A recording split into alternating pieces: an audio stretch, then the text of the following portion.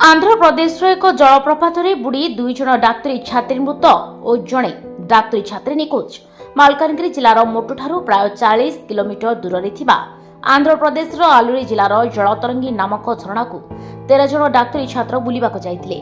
तेबे जलप्रपात निकटरे समस्ते बसिथिबा बेले हठात प्रखर स्रोत आसिबारु 4 जन छात्री और जड़े छात्र पानी मध्य भासी जाइथिले। सेठारे जड़े छात्र और जड़े छात्री को उद्धार करा जाइथिला एवं अन्य 3 जन छात्री पानी मध्य भासी जाइथिले।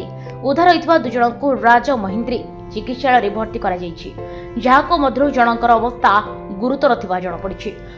अन्यपटे पानी रे भासी जाइथिबा 3 जनक मध्य जण निखोज थिबा बेले अन्य 2 जन छात्री का मृतदेह उद्धार होइछि। तेबे गतकाली संध्यारे ए घटना घटिथिबा बेले राति हेबारु उद्धार कार्य बंद रहिथिला। मालकानगिरी और दिलगनिंग रिपोर्ट प्रसार न्यूज।